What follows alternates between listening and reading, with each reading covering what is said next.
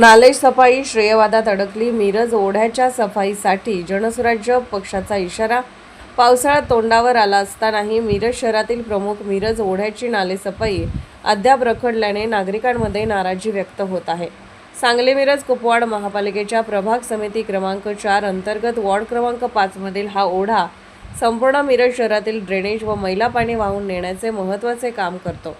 नुकतेच महापालिकेने तिन्ही शहरातील नाले सफाईसाठी यंत्रसामग्री उपलब्ध केली असून नगरसेवक डॉक्टर पंकज मेत्रे यांच्या पाठपुराव्यामुळे एक मशीन वॉर्ड क्रमांक 5 साठी आणण्यात आले होते. मात्र 2 तास काम केल्यानंतर हे मशीन दुसऱ्या वॉर्डात हलवण्यात आल्याची माहिती समोर आली आहे. याबाबत संबंधित अधिकाऱ्यांशी संपर्क साधला असता लेखी आदेशाशिवाय काम करता येणार नसल्याचे सांगण्यात आल्याचे समजते.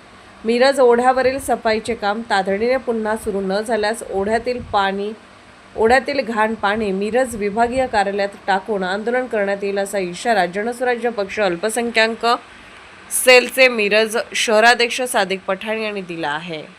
मी सादिक पठाण, जनसुराज्य शक्ती पक्ष अल्पसंख्याक सेलचा मिरज शहराध्यक्ष. आम्ही सांगली मिरज कुपवाड महानगरपालिकेच्या वार्ड क्रमांक 5 मधील मिरज ओढा हिराबाद कॉर्नर या ठिकाणी उभे आहोत. यामागील कारण असं आहे की प्रभागाचे नगरसेवक डॉक्टर पंकज मेत्रे यांनी पाठपुरावा करून पोकलँड मागवून नालेसफाईसाठी पाठपुरावा केला होता.